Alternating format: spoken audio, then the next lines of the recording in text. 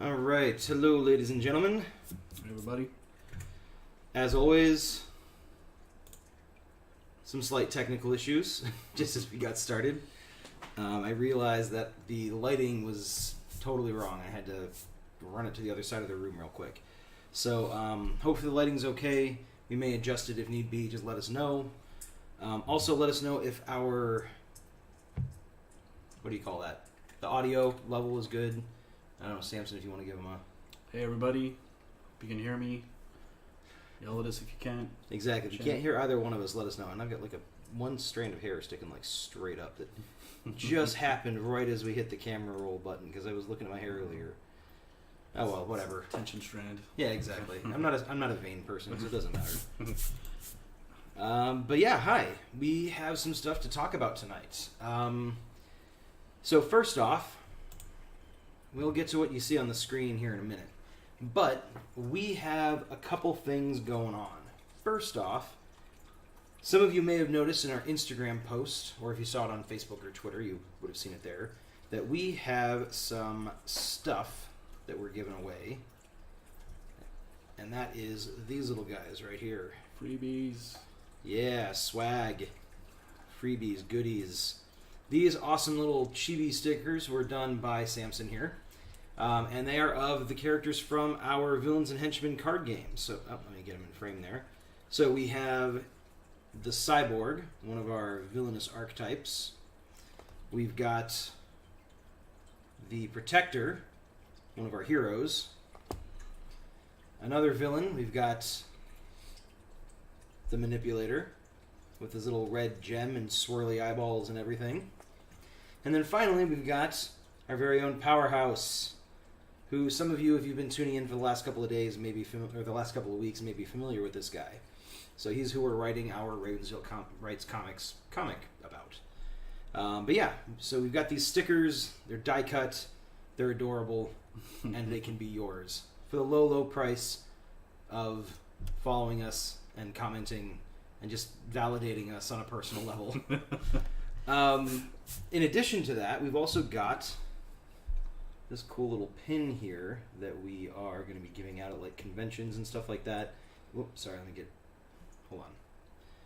The lighting on that is a little bit funky, so it's not coming through as well as it could. So it's an enamel pin. I think they call this die cut as well. But yeah. So those are going to be the basics that we give away whenever we do our giveaways. We're also going to be giving away... Samson, I don't know if you want to talk about that. Yeah, we're going to be doing some of the artwork that you've been seeing here.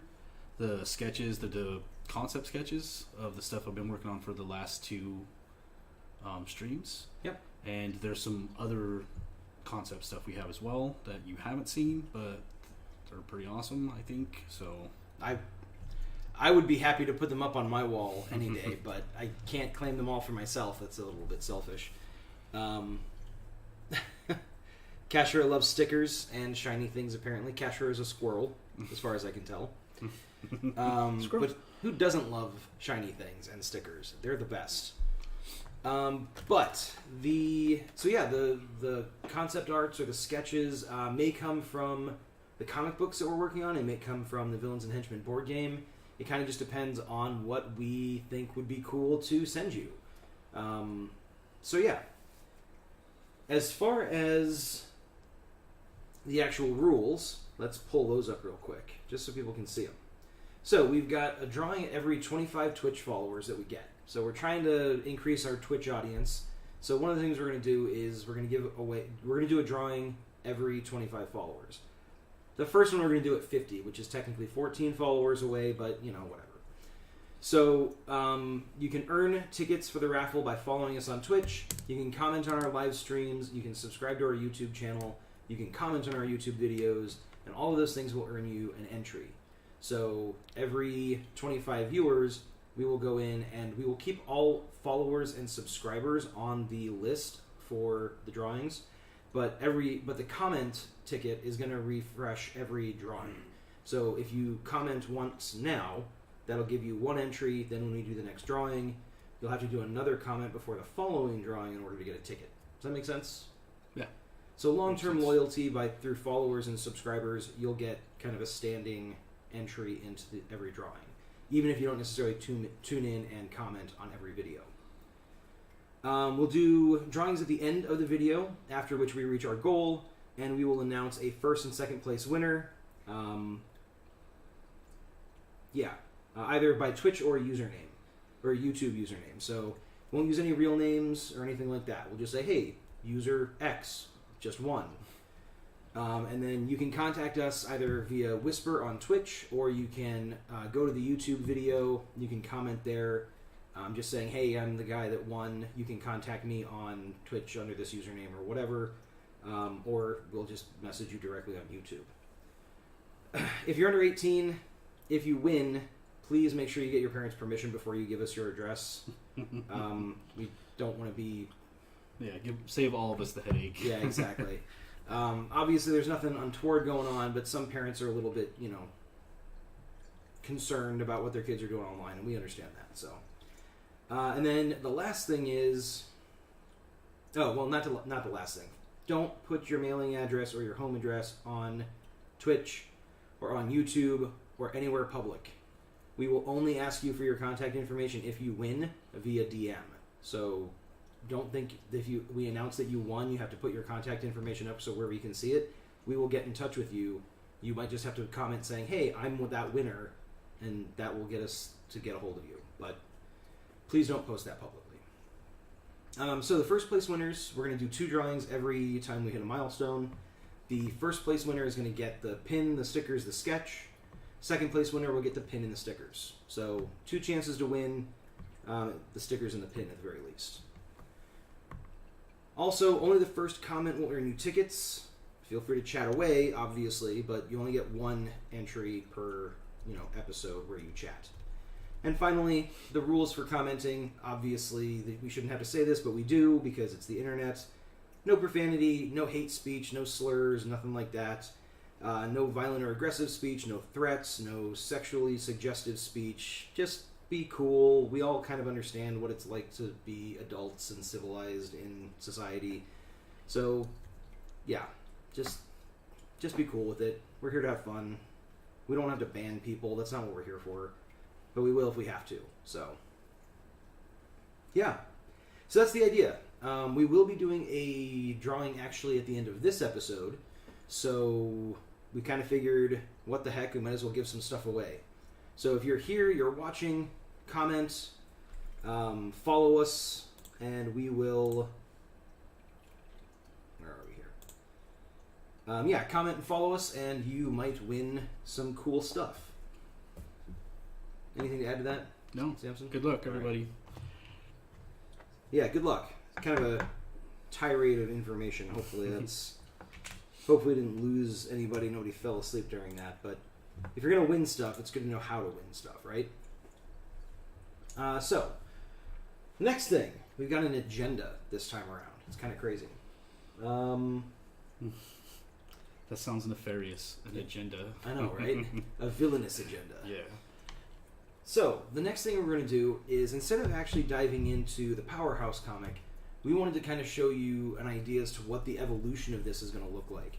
So right now we actually have up a page, a sample page from one of the other comics that we're working on, tied into the whole thing. So these characters may interact at some point.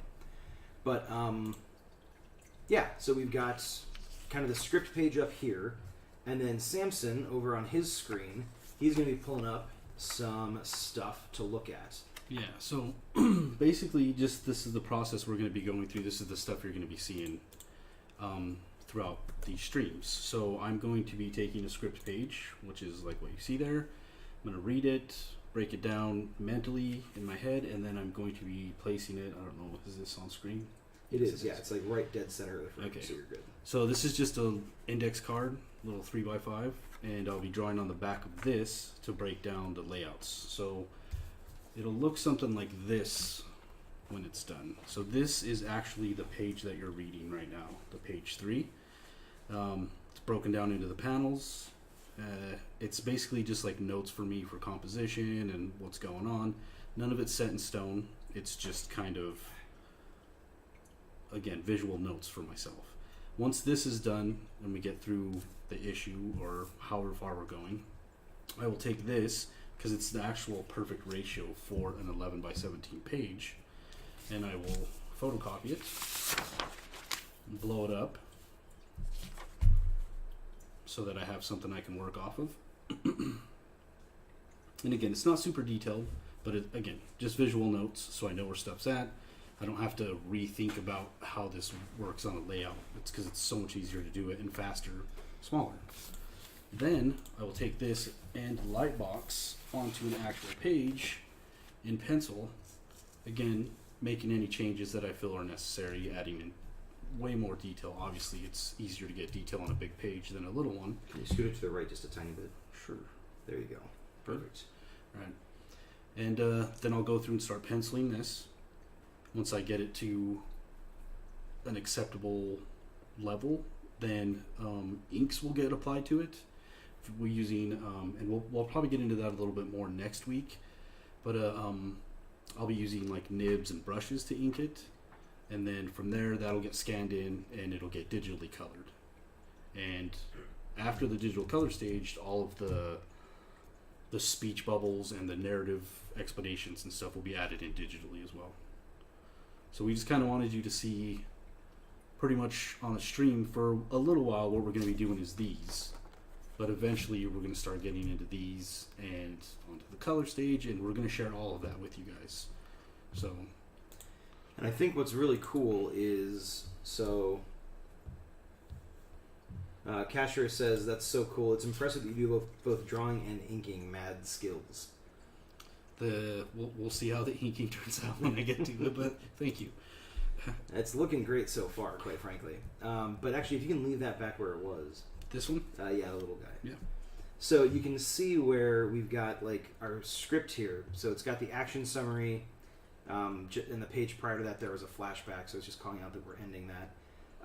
And you can see the aerial view of the farmland, and you can see that in the top panel on both the thumbnail version and the larger version. And then you can see an aerial version of the farmhouse with the armed guards in the second panel. And then you've got the third panel where we're looking over her shoulder. She's diving down towards the farmhouse. And one of the guards kind of points at her. And then, of course, the final one is a close-up on her mask as she's kind of like, you can see like the determination in her eyes as she's getting ready for the fight. So you can kind of see where we're taking from the script kind of story, not really storyboard, but like the verbal description of everything that's happening to like the concept stuff on the thumbnail to the larger kind of more fully realized version in the large page that Samson's shown off.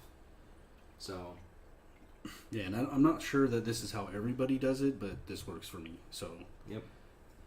So it's just a different process. Yeah. For people who are writing and drawing a comic at the same time, like if they're the one doing both sides of it, they might start with the layout piece. They may not have a straight script. Who knows? Everybody's got a different process. Yeah. But this is what we're working on. So we kind of wanted to show you that evolution so you know kind of what to expect for the Powerhouse series as we're going along. Yeah, this is not the Powerhouse series, by the way, what you're looking at here. This is something else that we'll talk about in the future. Exactly. That is a character that we will be introducing at a later time. Yeah. But, yeah, that's what we're working on. If you have any questions, feel free to throw them at us. We'd love to talk about it. Otherwise, did we choose a sketch for... We haven't. No? Okay. I think I have the one from last week. Everybody's seen it. If that's... Oh, yeah. Do you want to pull that up one more time? Excuse me 1 second. Sure. Samson's going to grab that sketch from last week that he was working on, so you can kind of get a look at what we're... is that the first one that we're going to give away? Is that the plan? Yeah, Okay. So, this one is up for a giveaway or a raffle. So, like I said, this first one we're going to do today is just stickers and pin. So it's basically a second place prize. Since we're kind of doing it last minute, we just kind of want to get things started. But what you can see up on the screen there, that's going to be the first sketch that we give away when we hit 50 subscribers. So, or 50 followers, excuse me, on Twitch. So follow us, comment, subscribe to us on YouTube, comment there. You get an entry for all of those things. It just increases your chances of winning. So yeah. Get some cool art. Yes, cool art. Everybody loves cool art. Yeah, I think that's all we got for that one. Yeah. All right. This guy over here. So, the other thing we were going to talk about, switching gears from the giveaway and kind of our creative process that we're working on, we are going to jump back over to the Powerhouse, and we may get some writing done. But really, what we're focused on this time around is I need a name for this guy. I don't mind calling him the Powerhouse, but it's not, it's not very evocative. So we're going to come up with a name for this dude. So we do have his real name. So I think that's a good jumping off point. Yeah, real name Arthur Rockwell. So, excuse me. Give me a second, folks. I'm just adjusting our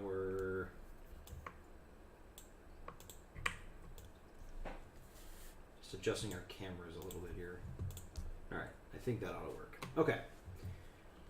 Cashier says and coloring. Yeah. So once we get the final page done, you'll have all the coloring and everything like that, right?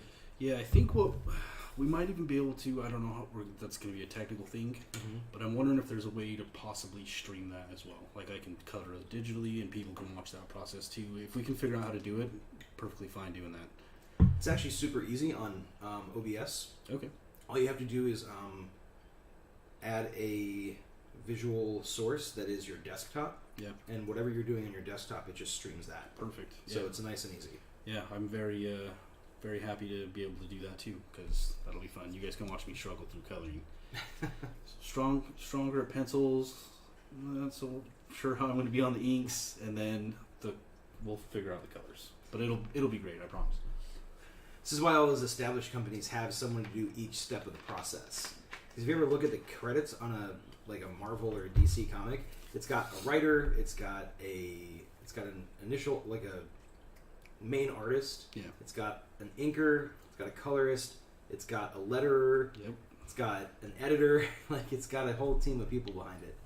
So we're kind of trying to do this, just the two of us in house. And I got to be honest, a lot of the effort actually is going to Samson because he's doing all the drawing and stuff like that. So mostly I just sit down and throw ideas at him. Don't tell him, but I can't write. I need him more than he needs me. He doesn't know it, but just shh. It's a mutually beneficial thing. Symbiotic, one might say. Nice. Sadly, none of us turn into a giant, black spider monster, so that's kind of unfortunate, but maybe.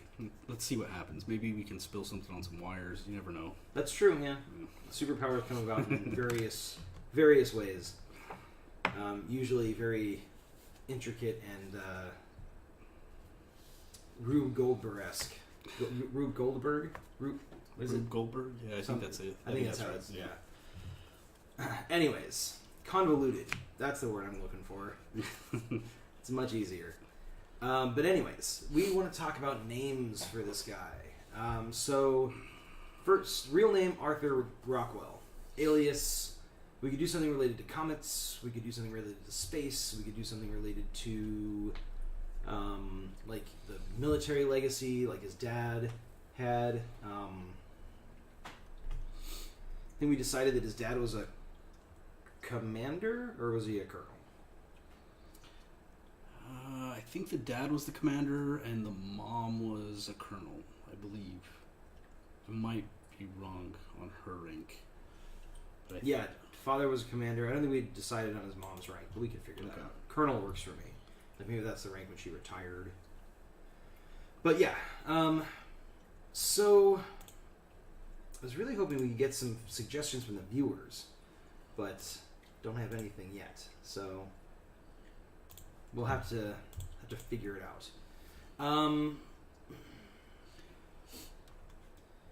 Well, let's see. What are some good synonyms for the word comet?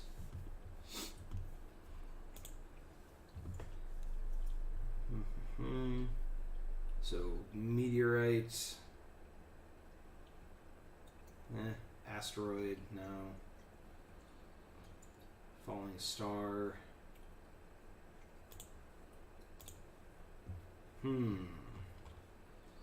Maybe comet's the wrong way to go. Well, I kind of like... I do like the reference to the comet, but it is a kind of... I don't know, it feels too common of a name. For what? For comet, like something... Yeah. Like it's too easy, it feels like.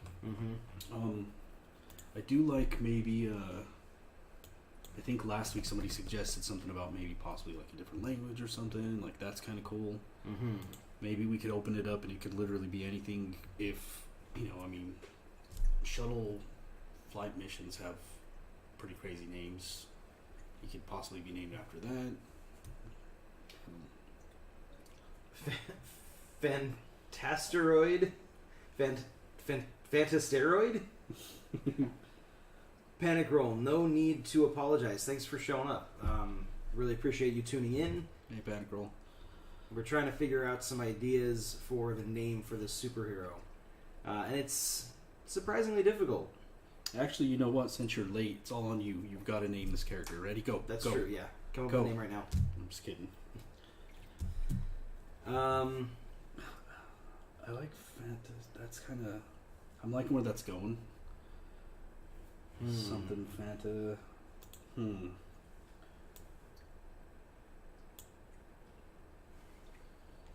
Yeah, let's see. This is always the tough part. It really is. So he's got a lot of different powers that he can use. He's hold on a second. I'm fiddling around with some ideas here. Looking for synonyms for like. None of these really do what I want them to do. And he kind of serves as like a conduit, right? Like he pulls information. Good job, Panic Roll. Panic roll. I appreciate you coming up with the name so quickly. I don't know why we didn't think of that one. Yeah.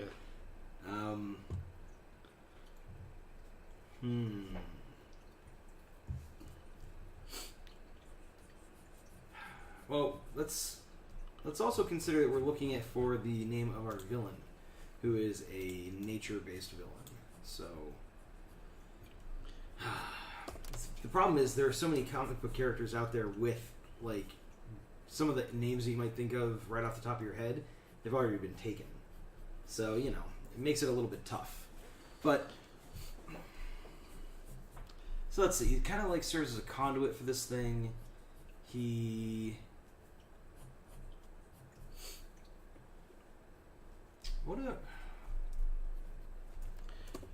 So I mentioned last week. Ooh, that is a good one. Maelstrom's good.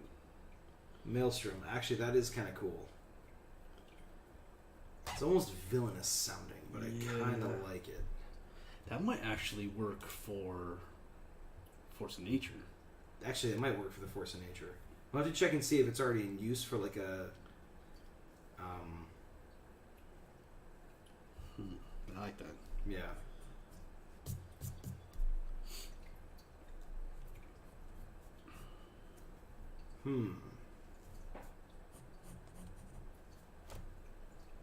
They're also like... We've got some different stellar bodies, like Rigel, Capella, Vega. Yeah, that might be... Astronar. That's a cool one. Hold on, let me find out what that one means. The name of the primary component of the binary system designated Alpha Eridani. Brightest star or point of light in and lying the same with the constellation of Eridanus. Eridanus? I mean, if we're gonna name it after something, Beetlejuice or Betelgeuse.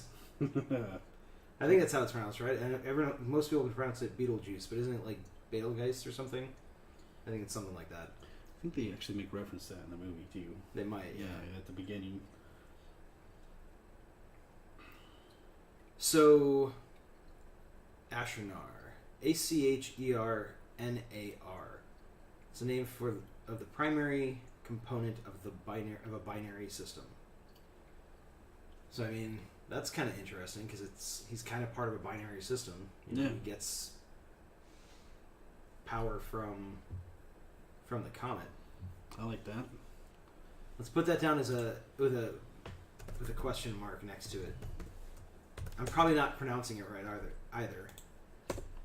Might be Achernar. Hold on. What does this say? Yeah, it looks like it is actually.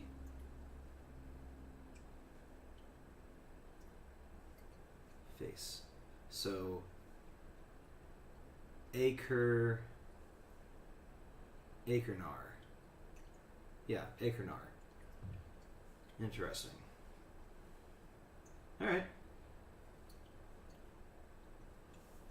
Yeah, there are some really awesome names for stars. Procyon? That's kind of a cool one too. Let me look this one up. See, my thing is it can't just sound cool. It actually has to have some kind of like logical meaning behind it. Just because otherwise it will drive me crazy. And eventually I will stumble across another name that would make sense and would sound cool, and I will kick myself forever for not coming across it earlier. Yeah, I'm definitely a fan of function being part of the thing, or at least like backstory, some kind of reason for it. But, you know, when it sounds cool, like sometimes for me, I'm okay with that. Procyon.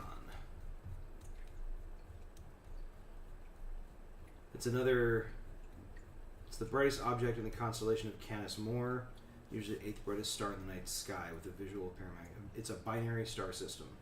What is it? Procyon. Can you spell it? It's Procyon. Procyon. Procyon. I think I like that one better, actually. That looks pretty cool.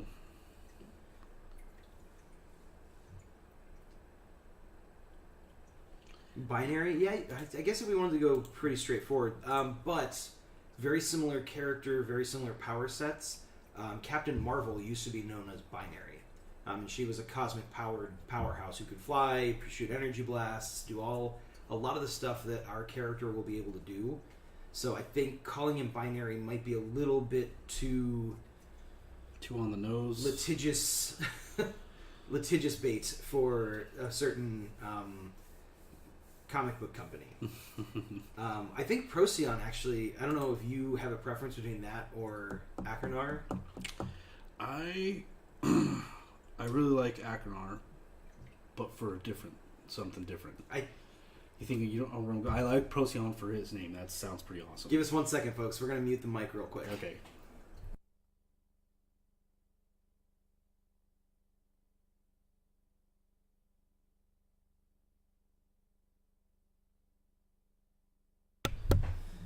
Okay, we're on the same page. We both went the same place with that. Yeah. Yeah, I think Procyon is actually a pretty cool name. Yeah, I like the way it sounds. Yeah. And we can even tie it into his backstory a little bit. Like maybe that was, maybe his dad always talked about that one for some reason. We'll look up something interesting about that particular system. And figure out why it's kind of important to him. But I think it works from a thematic perspective. It sounds cool. It sounds really strong. It also sounds very kind of superhero-y. It does. So I think that's it. I think we found it. Nice. That was a lot less painless than I thought it was going to be. Yeah. To be honest with you.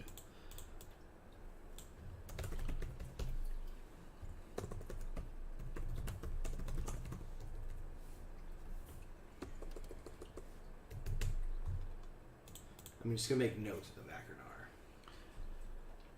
just so that we can keep it in mind. So for those of you who just joined us, you probably missed the first bit where we talked about the giveaway we're doing. If you follow us, if you comment here on the video, you will get an entry into the little giveaway that we're going to do a drawing for at the end of the video, where you will get a 4-pack of these adorable little chibi stickers. Hold on a second. There we go. chibi stickers, although that's only 3 of them. There is a 4th one. I couldn't grab it in time. But it's down there. And then you'll also get this cool little pin of our manipulator mascot guy. It's a little enamel die-cut pin. So you get an entry into our raffle for if you comment here on the video, and you get another entry if you follow us here on Twitch. If you subscribe to us on YouTube and comment on this video on YouTube once it is published tomorrow morning, you'll get another drawing, and then we're going to do a drawing once we hit 50 followers. But we'll also do a drawing tonight. So if you follow us and comment tonight, you'll get extra entries into that drawing. So, yeah. Anyways. Free stuff. Can't argue with it. But yeah. So that was the name for that. And then Maelstrom. We were talking about the name Maelstrom as the name of the villain. Yeah, I really like that.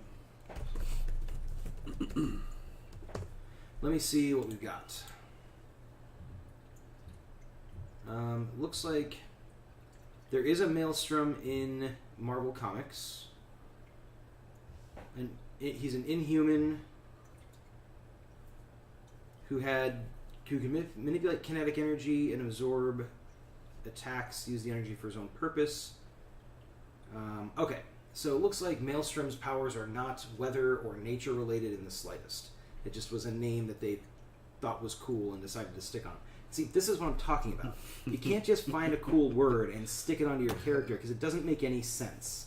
Anyways, sorry. But luckily they did that in this case. Yeah, exactly. In this particular case, that kind of opens it up for us to have a female character who has powers that are wildly different and a wildly different backstory from that guy without it being kind of litigious, because there's no similarities other than a word that is in common usage in the English language. So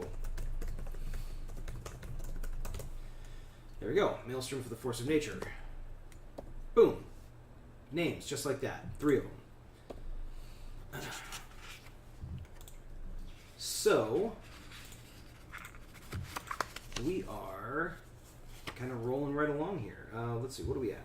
We're at only 36 minutes in, so we've actually got quite a bit of time. Nice. So we can actually do a bit more writing. We've got another character that we need to name, but we don't have to do it immediately. Yeah, we can wait. Although we do have to name his dad. His dad's name is Commander Rockwell, but what's his first name? Commander Rockwell? Commander something Rockwell. Mom is maybe Colonel. Maybe he's a second. Something Rockwell. Oh, so you think his dad's name is Arthur as well? Yeah, it's a good strong name, I think. So he is Arthur Rockwell, a junior. Okay. I'm good with that. And his mom. She retires as a colonel, but she's, in the comics, she's still alive. So I am not one of those people who thinks that every superhero has to have a completely tragic backstory, like their entire family is dead, blah, blah, blah, blah, blah. I think it's fine for some characters, but other characters should be relatively normal people who also have superpowers. Because sometimes we want to see people that are more like us who have superpowers and how they deal with it. Absolutely. Plus, if his entire family's dead, he doesn't have anybody to, like, protect on a personal level. So, yeah. So, yeah. Of course, his dad is deceased. But his mom, what's a good name for her? We had talked about the possibility of making him non-Caucasian. Did we decide on that? I think with the last name Rockwell, we had talked maybe about making him like half Hispanic, half Caucasian, maybe. Yeah. So then maybe his mother is Hispanic. Yeah. Okay. Makes sense. Samantha Rockwell. I'm tempted. No, we have to do that. I'm tempted. But then, I mean, I guess you can be Hispanic without having a Hispanic first name. Right? Yeah. I mean, my name's Samson.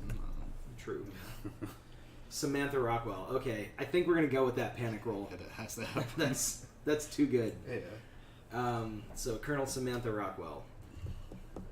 Short, everybody calls her Sam for short. So, and yes, the name Rockwell we came up with in the last episode because we were talking about how much we like Sam Rockwell and how it's such a good, like, kind of strong last name. It makes a good superhero name. So, yep. All right, there we go. That was easy. Thank you, Panic Roll. That was an excellent idea. Great suggestion. So yeah, we've got some action summaries that are. I'm actually going to zoom out just a tiny bit. We've got some action summaries that we went over in the last episode. So we can why no there. Okay, sorry. Computer not agreeing with me for a second there. So I think we're going to skip forward a little bit just to see where we left off. Okay, so page 4, he lists up the engine. Page 5, he breaks a leg and an arm trying to fly for the first time, and then we cut away and we see kind of the force of nature. Okay. All right, cool. So we got a little bit in as far as the... I'm going to keep penciling this while we're talking. Yeah, go for it. Okay, cool. So we got a little bit further into the action summary.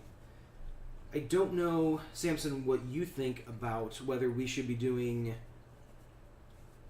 Should we be going back and doing the layouts and the dialogue now on this so that you can jump into that like sooner? Like with the next session? Or do you think we should just keep going with action summaries and then like circle back around? What's your preference on that? I'm okay doing it either way. I think if we do some layouts and dialogue now, I can definitely just jump into that right away next time. But I'm okay taking the time to kind of develop it, and I can just sketch out a concept. I still got to do the force of nature, right? Or Maelstrom. I cannot. Maelstrom. Thank you. Yeah. So I mean, that'll be a drawing we can have for a giveaway as well. Okay. But I'm okay doing layouts too. But whatever. All right. Well, let's get to work on some dialogue then. I think. Yeah. All right, cool. We can always change that up if we decide we want to. But all right. So page 1. This one's fairly straightforward. I don't think there's going to be a whole heck of a lot that has to go into this from a dialogue prescription or even a panel prescription. I'm actually going to take some of the stuff from the action summary and put it into the panel 1 description because it's where it should go. It's more appropriate there. And then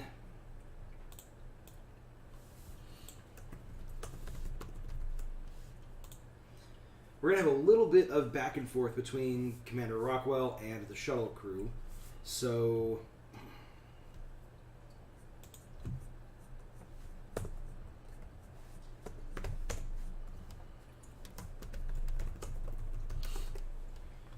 shuttle crew, Commander Rockwell.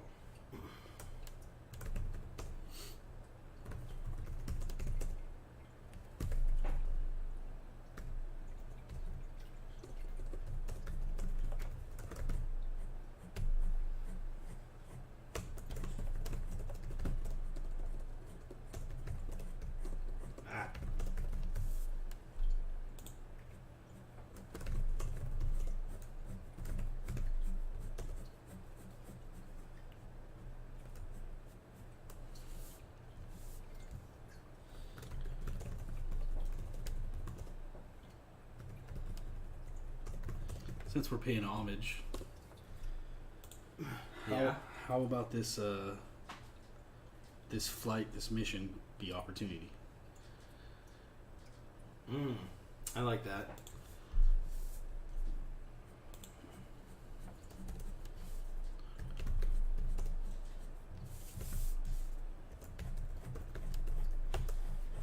So it's a little bit of an homage to the Mars rover that they recently announced had officially been deceased, I guess. We're going to go ahead and say that the name of the mission that Commander Rockwell is on is Opportunity. And we'll come up with the full mission designation and everything like that. But for right now, we're going to stick with that. So he'll have a patch that reflects that and everything. I like that a lot.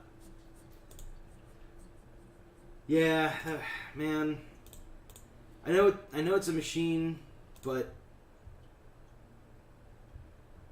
I've watched too much science fiction to not have a small part of me that goes, but how do we know? You know? So I don't think there's anything wrong with kind of being like broken up over, especially based on the last transmission that the rover sent. That's just heartbreaking. Yeah. So yeah, we'll give him a little bit of a shout out here. I think that's appropriate. All right, so we're gonna have just some generic chatter, nothing major, just kind of setting up a little bit of information. So the shuttle crew says that asteroid's coming on fast, best get a move on. And he just responds with Roger that, going as fast as these gloves will let me.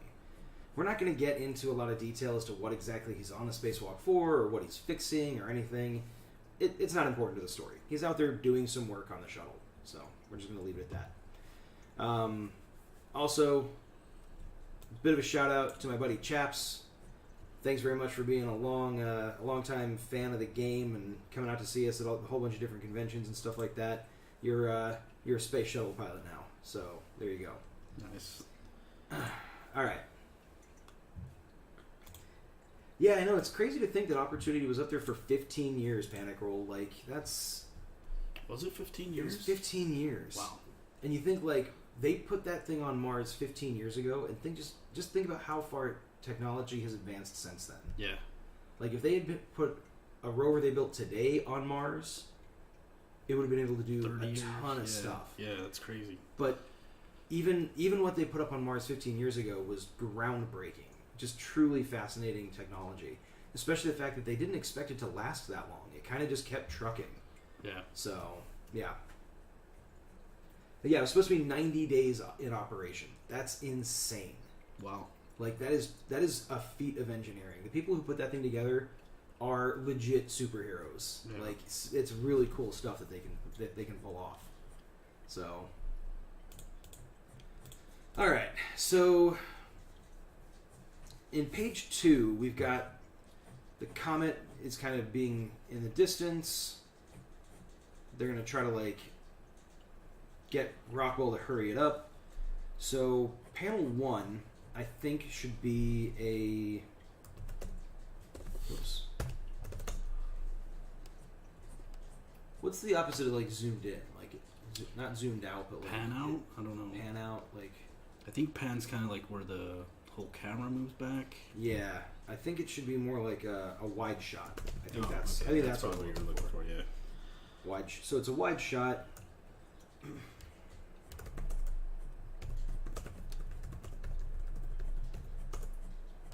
Is the mission called Opportunity, or is the space shuttle that they're took up? Maybe the shuttle would be better. Okay. Yeah. I like that. So the space shuttle Opportunity is in the foreground.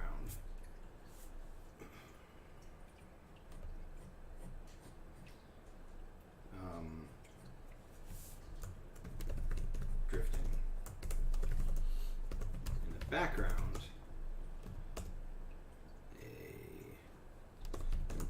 indistinct but massive object. Let me see. All right.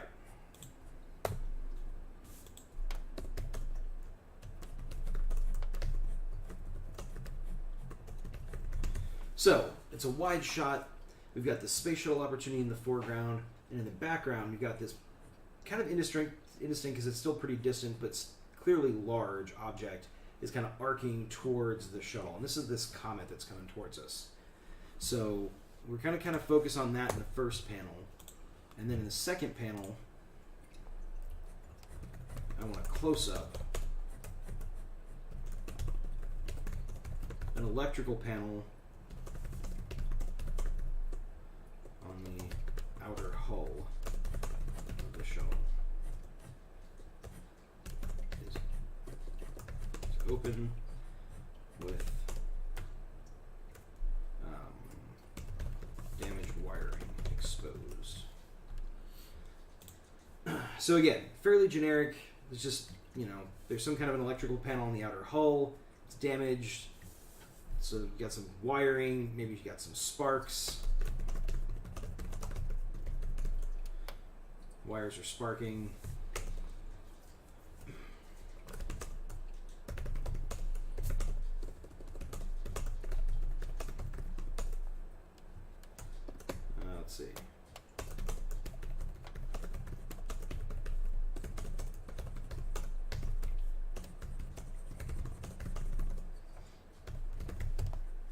So you kind of get like an idea of like the perspective or the positioning.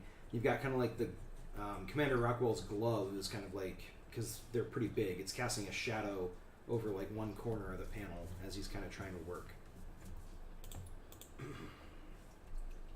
I'm not going to get into any dialogue just yet. Right now we're just kind of getting into panel descriptions. And all of these panel descriptions should add to or contribute to this action summary. So they should all support the action summary that we're going for. Let's see. So the next panel I think we should do... How about we do... like from Commander Rockwell's perspective, like inside the helmet. Kind of like a little bit cramped, kind of like showing how restrictive the environment that he's working in is. Okay. Okay.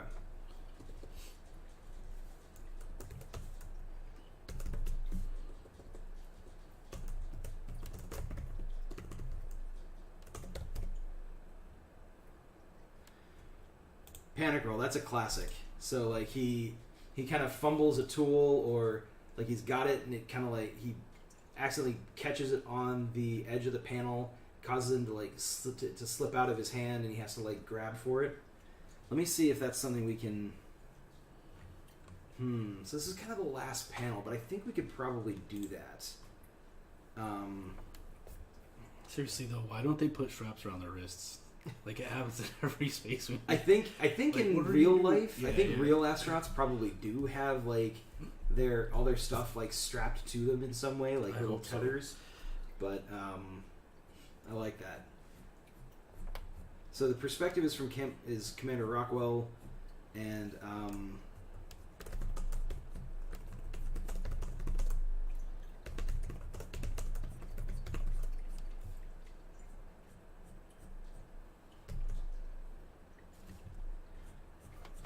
so how would you convey that, like that feeling of like being kind of closed in? Because I think space shuttle helmets are actually pretty wide angle now that I'm thinking about it. They are pretty wide angle. I think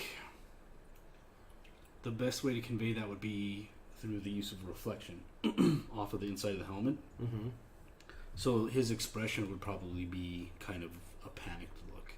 Gotcha. Okay. Something like that. And then also too, I mean, since it's something he's looking out at, like we could throw the comet in the background, and it's bigger than the last time we saw it.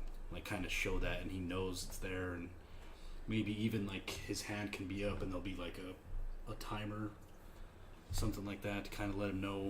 Right. Like it's all. So one thing I'm looking at is in page 1, we kind of talk about how like the mirrored visor is reflecting the space shuttle. Right. In page 2, we're saying that his face should be reflecting from the inside of the thing. I think it would, though. I think it would actually do both. Well, honestly, even if it doesn't, I think it makes for an interesting shot. Because at first, like, because the space shuttle helmets are, like, mirrored. They're, like, one-way mirror. It's, like, gold mirrored. Like gold mirroring on the outside. So having his face kind of reflect off the interior part of it, kind of, from a reader's perspective, it looks kind of impassive and, you know, everything like that, and then you flip to his perspective, and he's feeling like really kind of stressed. Yeah, I think that sends the right messages that we're going for. I kind of like that, not dichotomy, but what's the word I'm looking for? Kind of like synergy, maybe. Yeah, something like that. Anyways, that's gonna be a fun one to draw. The reflection like that. That's gonna be Gonna stretch my legs on that one. So Panic Roll says that in real life the tools are definitely strapped to a harness. That's good to know. And I just realized that I did not update the stream information, like the title and the tags and everything like that, before we started tonight. I knew I forgot something. Work in progress. Yeah. It's all good. Next time. I'm not going to worry about it. And then Panic Roll says he could have a bit of tunnel vision. And yeah, we could definitely go with that. Like, yeah. Because just because his field of view is wider doesn't necessarily mean that he's taking all that in. And I kind of like the idea that, like you said, where he's looking at whatever he's doing, but maybe like just on the other side of like the edge of the shuttle, you can see that the comet is bigger. Right. And then maybe even something like this too. I was talking about maybe his hand. So, his hand will be out here doing whatever. There can also be kind of like another ghost hand. So like he's starting to kind of like see double vision type thing when he's moving around. There could be like the shuttle can be like here, but then it can also be here, kind of ghosted out. So like he's kind of blurring and seeing double vision. That might be something that can maybe with the tunnel vision as well. Because like for the tunnel vision thing, I would do something kind of where I'm like constraining it on the panel. Right.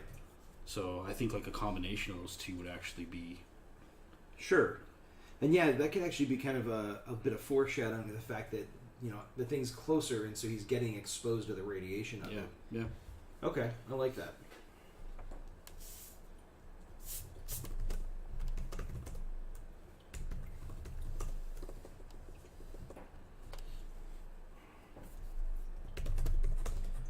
So I like the tunnel vision recommendation on that one, Panic Roll. I think that definitely helps. I think we should go with that one, and I think we should not do the tool piece. I think one or the other is fine. Doing both is maybe a little bit much for kind of what we're trying to accomplish with these panels.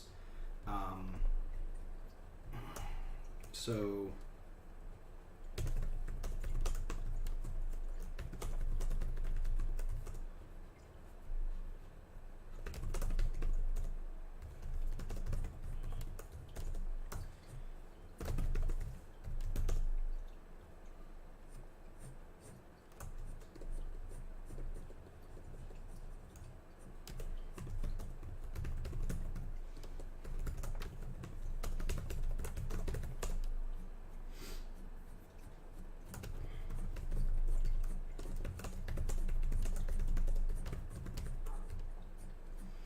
okay. So I'm going to leave it at that. Samson will kind of interpret the tunnel vision and after images part the way he wants to visually. But I think this kind of gets everything that we want in this page. And I feel like 3 panels is probably sufficient for this because we don't want to cram too much in there. We're kind of we're painting with broad strokes here. We're showing that his dad was an astronaut. He was on a mission. Something happened while he was on a mission, but we don't go into what necessarily. And then from there, we're going to cut right to page 3, where, it's a couple years later, and it's his father's funeral. And, then we'll go into kind of some exposition saying that he got sick and everything like that. Panic Girl says, well, I am a bit greedy, so you can't have everything that you want. At least not yet. Never hurts to ask, though. That's true, yeah. Well, I mean, the worst we can say is no. So yeah, we're going to go with that. So we're actually going to take out this panel 4 piece. And the next thing that we're going to do is... Let's talk about some...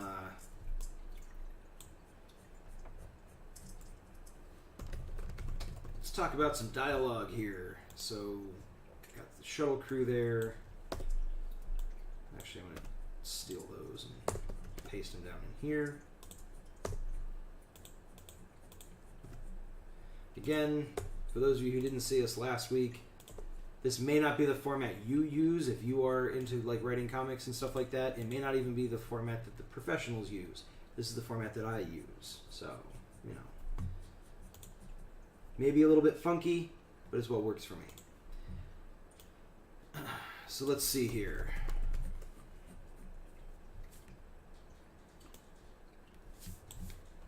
So in this first one, it's a wide shot, but an indistinct but massive object can be seen arcing towards the shuttle.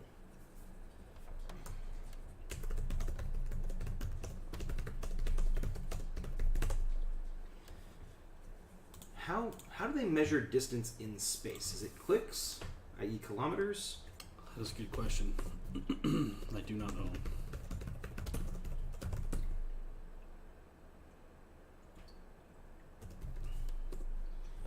I want to say it's clicks, like kilometers, but I could be wrong. Most commonly used measure of distance are the light year, parsec, and astronomical unit. Astronomical unit is the average distance between the Earth and the Sun, which is about 93 million miles or 150 million kilometers. That's probably a little bit larger scale than we're really looking for. To refer to vast distances, its value is the average. Okay, yeah, I know. I get that. Thank you. I saw that answer already. It doesn't really say. We'll go with kilometers. Because kilometers is the metric system, and the metric system is just universally better than imperial. I said it. I know. I've been in the medical field for too long. Everything is measured in milliliters and cc's, and it's just so much easier to go, oh, you divide that by 10 or by 100 or by 1,000 to get the number you want, as opposed to imperial, where you have to like use a calculator and figure out like what the conversions are, and you need 13 pinches to a tablespoon equals blah blah blah blah blah. Anyways, rant over. Sorry. Now, what's a realistic number of kilometers for it to pass by? Like, we don't want to say that it's within like single-digit kilometers because that's crazy. But maybe like within. I wonder what the actual like near miss distance is for NASA. Because I know some stuff gets close to Earth, but it doesn't really get that close. And they refer to it as near miss as well. So I don't know if there's like a set distance for that.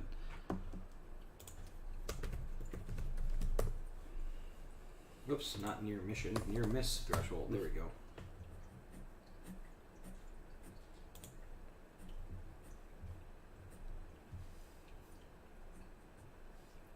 Now, granted, this is in astronomical units, but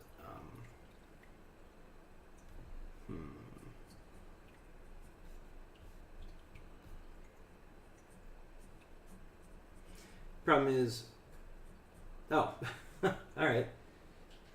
Panic Roll agrees that metric is greater than imperial. No, parsecs. I guess parsecs are a measure of time, or a measure of distance, not time. But I still feel like parsecs is not the right scale we want. Near miss for a body to Earth is like 1 million miles or so. All right. So if we wanted to say like anything, I'm willing to say like 20,000 kilometers. Okay. That's a good distance. That's close enough to definitely do damage without having to hit anything.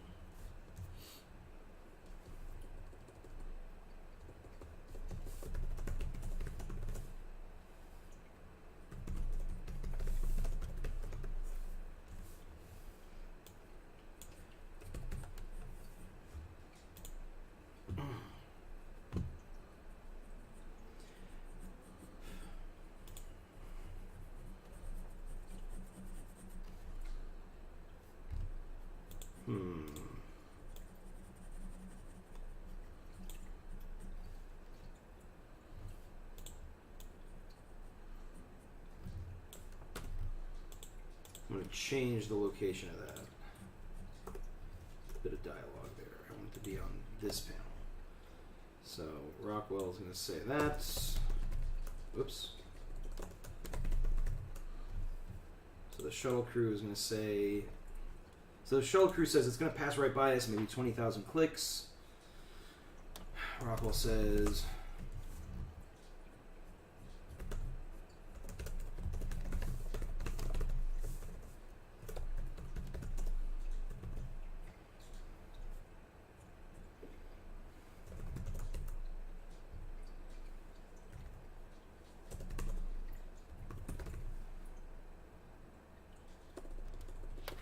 T-minus 10, and I'll be wrapping up here.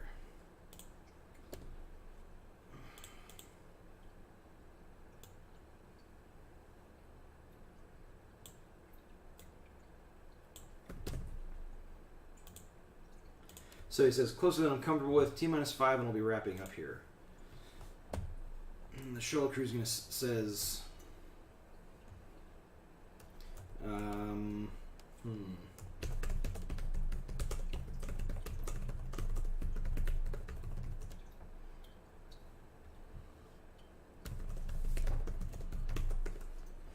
So he says, it's coming in faster than we calculated. Get on board now.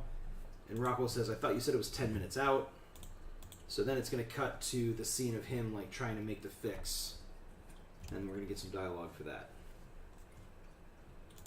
Also, Panic Girl, I got to ask, how do you know that that's the distance for a near miss? Like, are you just constantly keeping an eye on like threats to Earth or something like that? Not that I'm necessarily saying that that's a crazy thing. I'm just curious. All right, so he's got his tunnel vision. So now we're going to say...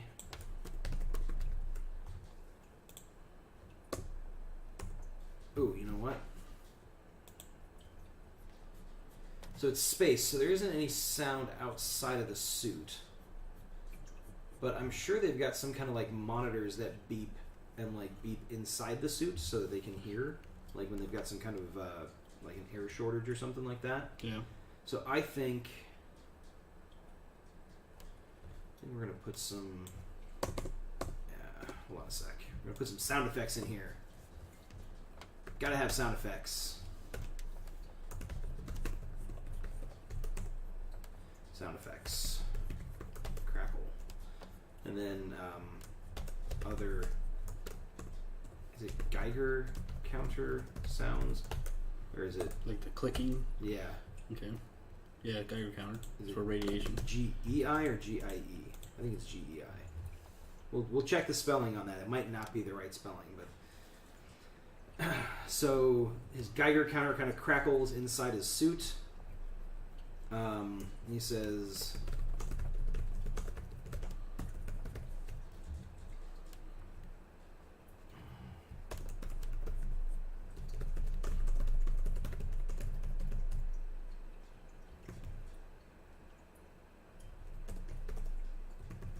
It's a good reason.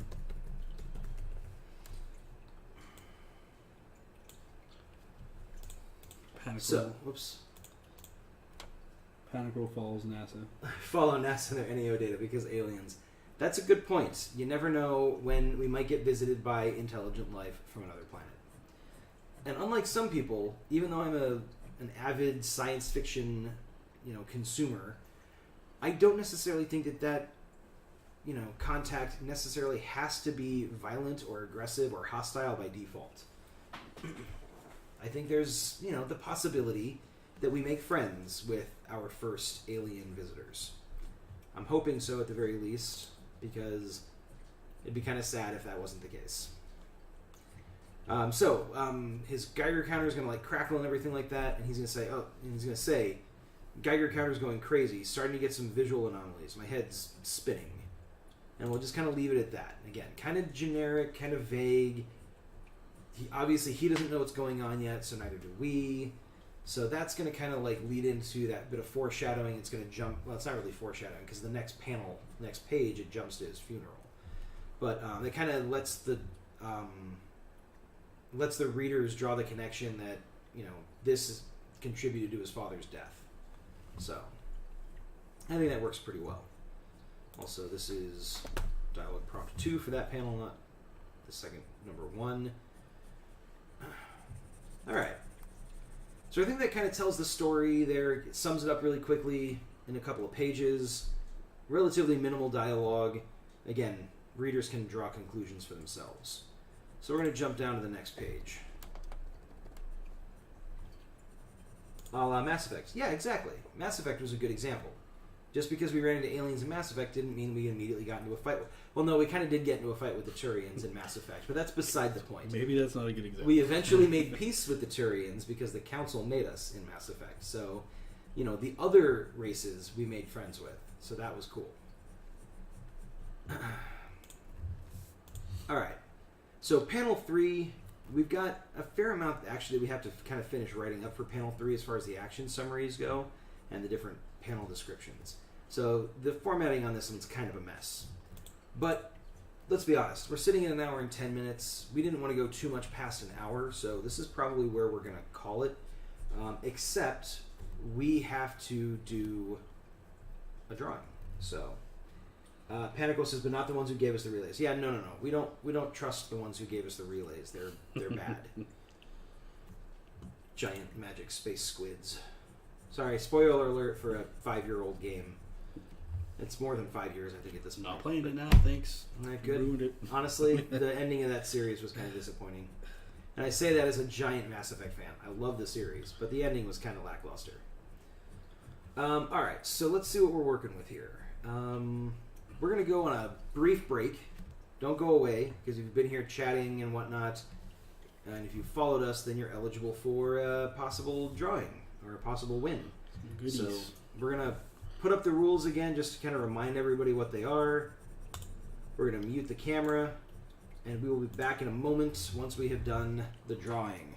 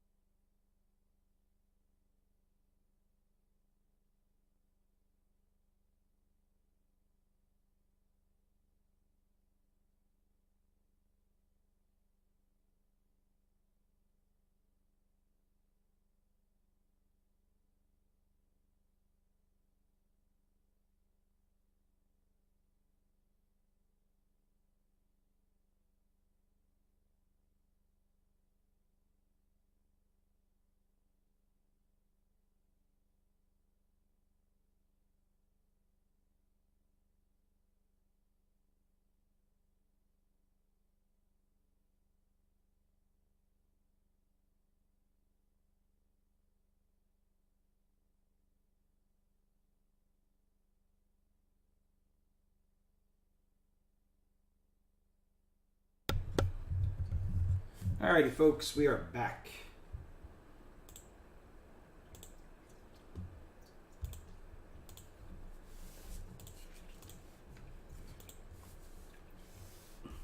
So we're going to do a quick random number generator here. And we have 35 total entries for this particular drawing.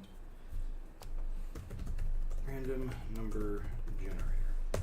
I would use dice, but one, you can't see the results, and two, there aren't 35-sided dice. Or at least, maybe there are, but I don't have any. Somebody made one, I'm sure. Sure somebody's got one somewhere. So we're going to go ahead and do it this way.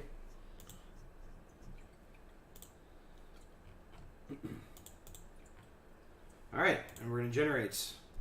Our audio is going, right? So make sure people can actually hear us. That's kind of important. Yes, okay, perfect. So, here goes. Drum roll, please. And generate. Number 23. Nice.